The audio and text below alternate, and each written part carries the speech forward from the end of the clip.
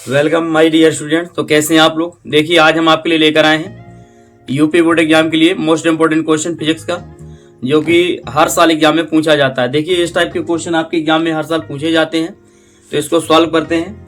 देखिए क्या पूछा गया इस क्वेश्चन में। दिया गया है, कह रहा दिए गए चित्र से आवेशों के निकाय की कुल वैद्युत स्थितिज ऊर्जा की गणना कीजिए।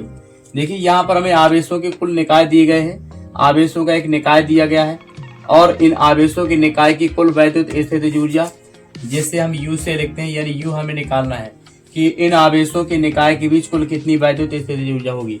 तो देखिए दो आवेशों के निकाय के बीच की जो वैद्युत स्थितिज ऊर्जा होती है, जैसे मान लीजिए ये पहला आवेश है और ये हमारा दूसरा आवेश है, तो इन दोनों आवेशों के बीच की दूरी तथा इन दोनों आवेशों के बीच की दूरी स्मॉल r है, तब वैद्युत स्थितिज ऊर्जा का जो फॉर्मूला होता है वो होता है U = 1/4πε0 Q1 × Q2/R। तो ये हमारा फॉर्मूला होता है। तो लेकिन यहाँ पर क्या है, आवेश का मान एक समान है। जैसे मान लीजिए कि Q1 है और Q2 दोनों का मान एक समान यानी स्मॉल q है, तो यहाँ पर हम लोग Q1 और Q2 की जगह स्मॉल q रखेंगे और जो बीच की दूरी स्मॉल r है वहां पर हमें स्मॉल a रखना है। तो देखिए सॉल्व करते हैं इसको और पहले हम निकालते हैं। मान लीजिए पहले पॉइंट पर यानी 1 और 2 इन दोनों आवेशों के बीच में कुल कितनी वैद्युत स्थितिज ऊर्जा होगी, तो हम इस फॉर्मूले से लगाएंगे। तो हम लगाते हैं पहले U12 यानी 1 और 2 इन दोनों आवेशों के बीच कुल कितनी वैद्युत स्थितिज ऊर्जा हो जाएगी। तो इसको हम लगाएंगे यहाँ पर 1/4πε0। Q1 की जगह आपको Q राइट करना है, प्लस का Q है, और Q2 की जगह आपको माइनस का Q रखना है और बटे में यहाँ पर स्मॉल r की जगह a रखेंगे। तो इस प्रकार से U12 निकल के आएगा हमारे पास प्लस माइनस का माइनस 1/4πε0 Q का मल्टीप्लाई करेंगे तो Q²/8। इसको मान लेंगे हम लोग समीकरण फर्स्ट। ठीक इसी प्रकार से अब हम निकालेंगे 2 3 के बीच में। तो यहाँ पर सेम इसी प्रकार से 2 और 3 के बीच में निकल के आएगा माइनस का 1/4πε0 और Q²/a। तो ये हमारे लिए दूसरा समीकरण बनेगा। ठीक इसी प्रकार से आगे भी सॉल्व करेंगे। तो यहाँ पर आएगा हमारे पास U34, इन दोनों के बीच जो आवेश होगा माइनस का 1/4π और ε0 Q²/a। ये समीकरण हमारे लिए तीसरा बन जाएगा। अब इसी प्रकार सेम एज प्रोसेस करेंगे हम लोग, सेम एज प्रोसेस करेंगे 4-1 के लिए। तो यहाँ पर आएगा हमारे पास U41 = माइनस 1/4πε0 और Q²/a। देखिए अब हम यहाँ पर क्या करेंगे। अब देखिए हमने यहाँ पर 1 2 2 3 3 4 4 1 तो हमने निकाल लिया।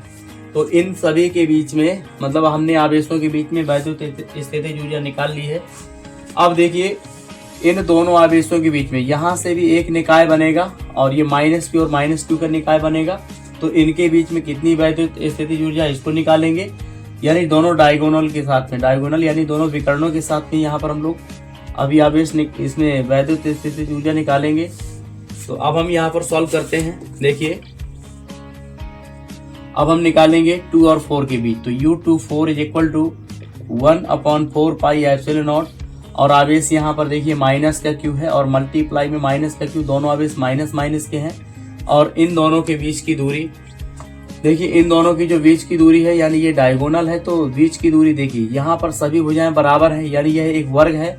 और जो वर्ग का जो विकर्ण होता है, वर्ग का जो विकर्ण होता है वह होता है हमारा √2 गुणे भुजा। √2 गुणे भुजा ये वर्ग का विकर्ण होता है, यानी √2 गुणे a हो जाएगा, क्योंकि भुजा यहाँ पर a है। तो जहाँ पर भी इसका वर्ग का जो विकर्ण है वो √2 गुणे a रखेंगे, यानी ये वाली जो डिस्टेंस है हमारे लिए √2a निकल के आएगी। तो ये वाली जो दूरी है √2a निकल के आएगी। तो यहाँ पर भी हम रखेंगे √2/a। तो U24 = माइनस माइनस का मल्टीप्लाई करेंगे तो प्लस बनेगा। तो U24 = 1/4πε0 और Q² में √2a निकल के आएगा। ये समीकरण बन जाएगा हमारे पास 5वां।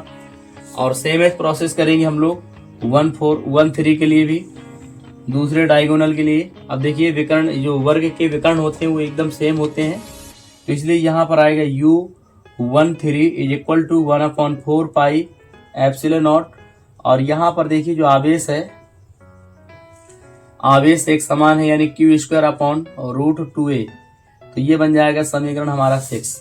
तो इस प्रकार से हमने देखिए प्रत्येक निकाय के बीच में, प्रत्येक दो आवेशों के निकाय के बीच में हमने वैद्युत स्थिति ऊर्जा निकाल ली है। तो अब हम क्या करेंगे, देखिए सभी ऊर्जाओं, जितनी भी ऊर्जाएं हैं सभी ऊर्जाओं को जोड़ देंगे तो टोटल हमारे पास कुल वैद्युत स्थिति ऊर्जा निकल आएगी। तो सॉल्व करते हैं इसको हम। तो इतना आप लोग अभी स्क्रीनशॉट कर लीजिए इसका, या फिर देखिए अभी इतना हम यहाँ पर क्या करेंगे, पहले हमें टोटल निकालना है तो यूटी निकालने के लिए हम सबको ऐड करेंगे। चलिए इसको आप पहले एक बार स्क्रीनशॉट कर लीजिए सभी लोग।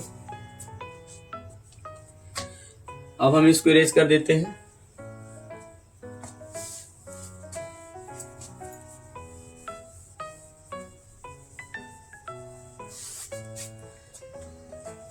देखिए अब सॉल्व करते हैं आगे इसके।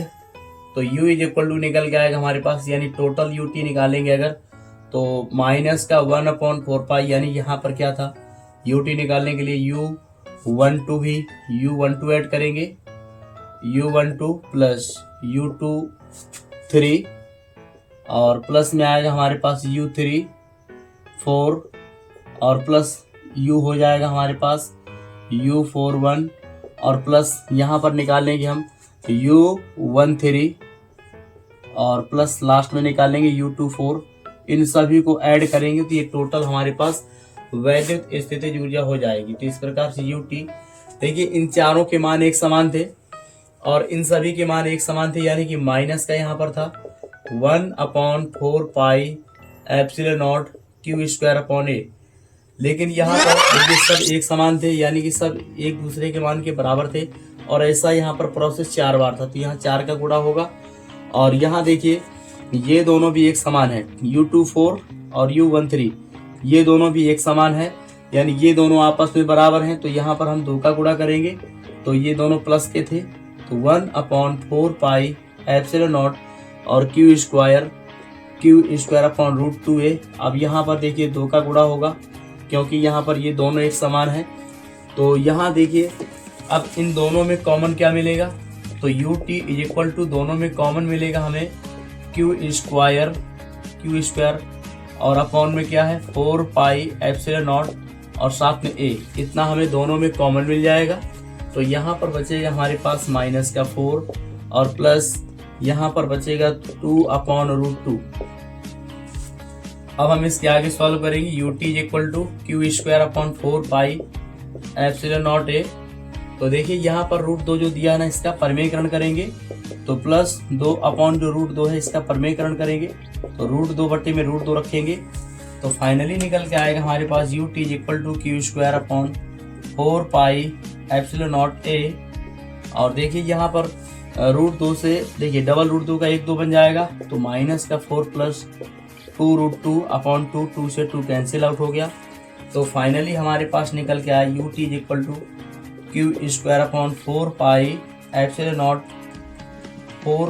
एप्सिलॉन नॉट a और यहाँ पर निकल के आएगा माइनस का 4 प्लस √2। तो इतना निकल के आएगा और ये जो वैद्युत स्थितिज ऊर्जा है इसका मात्रक होता है जूल। तो इस क्वेश्चन का जो राइट आंसर होगा इतना निकल के आएगा। तो उम्मीद है आपको ये क्वेश्चन समझ में आ गया होगा और मिलते हैं नेक्स्ट टॉपिक्स पर। तब तक के लिए धन्यवाद सभी का। Thanks for watching.